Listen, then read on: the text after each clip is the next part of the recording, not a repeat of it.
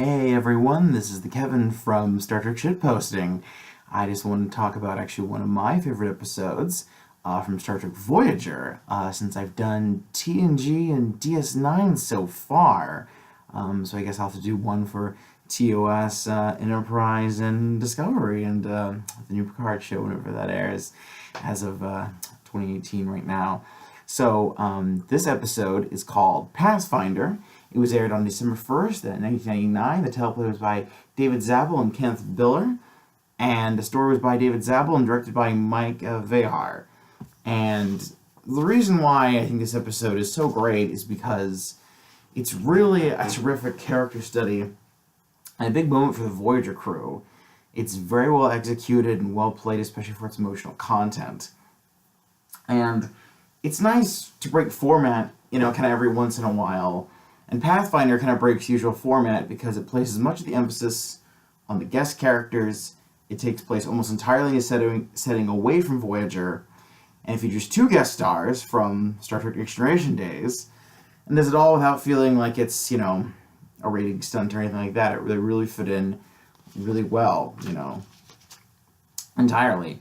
And the story really has some real substance here. And sure, the story will probably resonate more with Star Trek Next Generation fans, particularly fans of Lieutenant Reginald Barclay, such as myself. But this is still a Voyager story, with the main character whose loneliness might symbolize the loneliness of the Voyager crew, perhaps. Barclay is a character I've always liked. There's certain affection you can't help but have for a guy who struggles the way that Barclay does. He's sort of a bumbling goof when it comes to talking to other people, but he's likable, and he's believable, and he has a certain kind of genuine depth.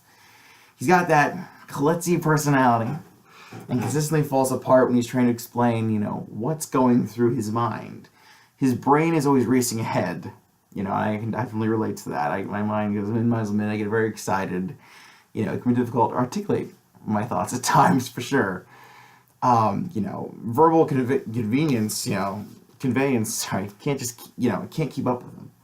And his anxiety nearly brings everything else, crashing down around him. Again, I sort of have some form of, mild anxiety myself. So I can definitely kind of relate on a teeny small level, but not quite to the level that, Barclay has.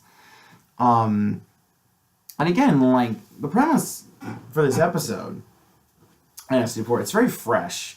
It's again a very rare treat for the series.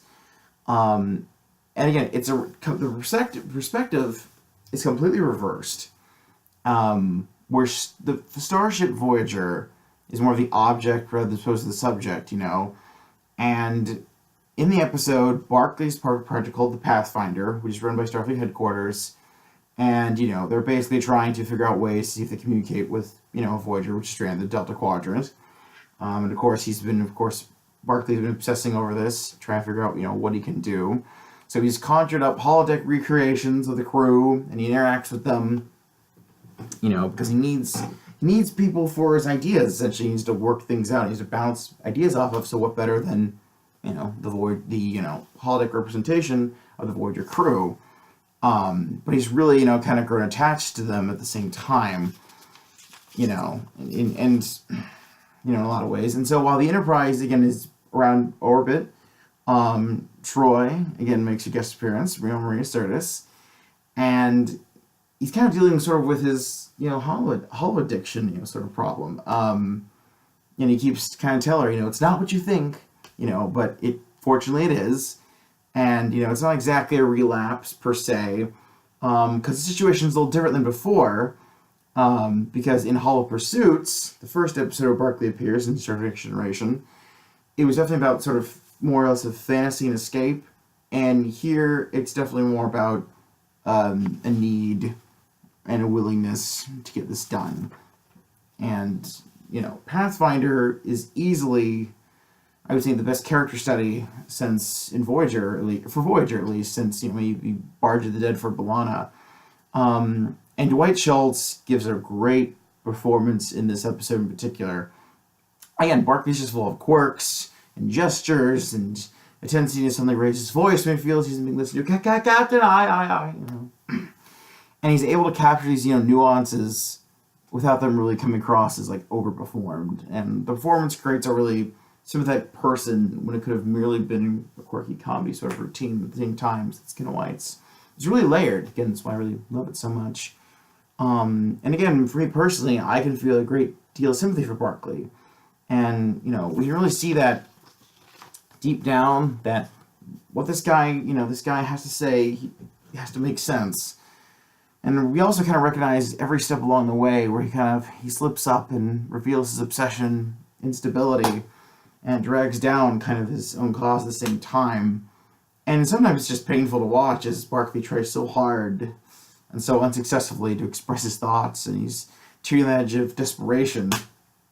And when he first talks to Admiral Paris, Tom Paris's dad, he kind of stammers his way through his coherent argument, forgets who he's talking to, and, presumes he's the only one thinking about this project, when in reality, Admiral Paris is kind of like, hey, my son's out there, like, I care too, So, he kind of can get a little, self-involved, a little bit of, I think, television at times.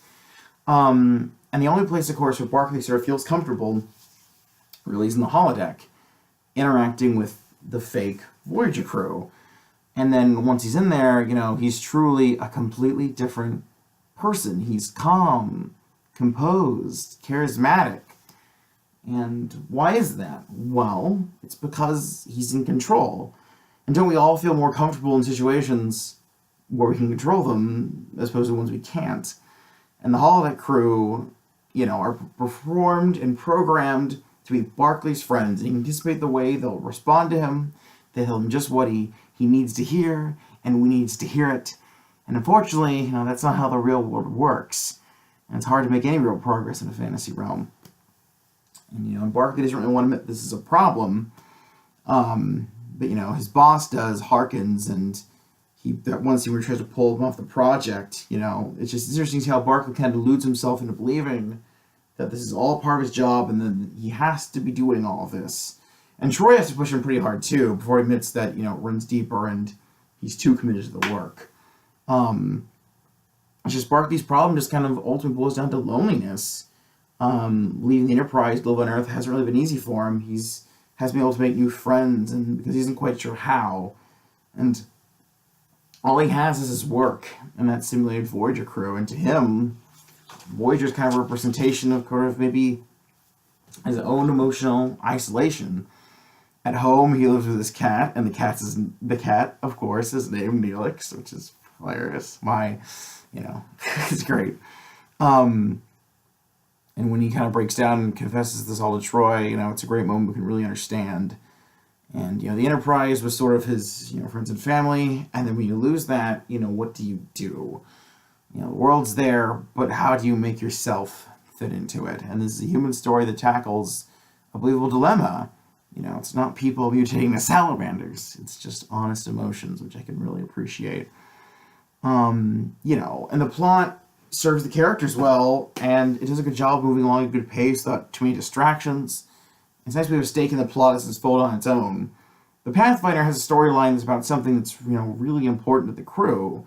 Especially the characters, we have a plot that holds, kind of on its own, and I really cared how much this hour really play out. And thankfully, Barclay's project, and everything, it does go off and is very, successful for him, and everything sort of works out well for him, because, of course, this is Star Trek, so obviously it's a very feel-good episode. So again, he's able to sort of, again, eventually pull it off. And we see, towards the very end of the episode, we do see the Voyager crew, the actual real Voyager crew, kind of at the very end, trying to communicate. And we hear Barclay's voice. And it's just a great scene. And even seeing, Tom Paris's dad talk. And Tom's kind of in shock. And he's like, what? He doesn't say what? He doesn't say anything. But the look on his face is very like, wow, it's really, it's a great, wonderful moment. It's an episode I just really cared about. I was really entertained, and I really liked the characterization. And again, it's one of the reasons why I love Barclay so much. I feel like it's a character that I can really relate to. And I still relate to, I feel like, on a lot of levels. I feel like I really am Barclay on a lot of levels, I think, to an extent. For sure. And, yeah, it's a great wonderful, episode that I really got a lot out of. So again, I hope to see you all again real soon. And I will see you all again later, whenever that may be.